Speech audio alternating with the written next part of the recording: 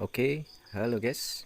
Kali ini kita akan mengisi pajak Singapura ya, yang dikirim lewat pemberitahuan di Google AdSense. Oke, langsung saja kita masuk ke Google Chrome dan kita posisi Google AdSense ya.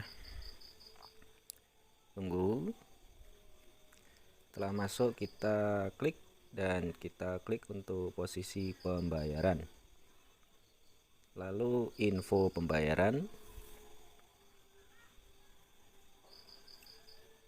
Sini akan muncul ya. Akan muncul untuk ini. Untuk menghindari keterlambatan pembayaran, pastikan jumlah pengeluaran pajak yang benar. Pastikan Anda memberikan informasi pajak Singapura secepatnya. Oke, lanjutnya kita klik yang warna merah. Ini ada tulisan ya. Silahkan kalian baca sendiri. Lalu ini ada tambahkan info pajak. Kita klik yang warna biru paling bawah. Dan kita klik mulai formulir. Kita akan isi secara simpelnya.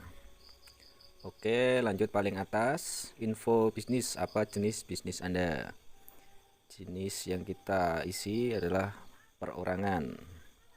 Apakah Anda memiliki bentuk usaha tetap di Singapura? Kita tidak. Apakah Anda terdaftar untuk pajak barang dan jasa Singapura berdasarkan rezim registrasi vendor luar negeri? Tidak. Selanjutnya, apakah Anda memiliki syarat untuk pengecualian pajak?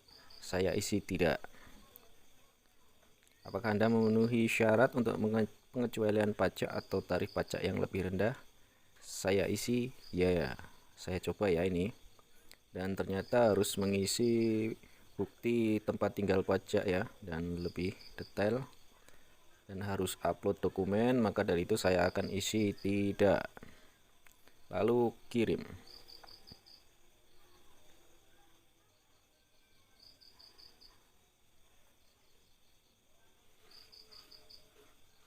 Nah, di sini sudah disetujui ya untuk pajak Amerika Serikat dan pajak Singapura ya.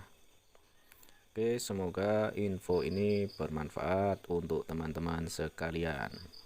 Terima kasih dan sampai jumpa pada video berikutnya.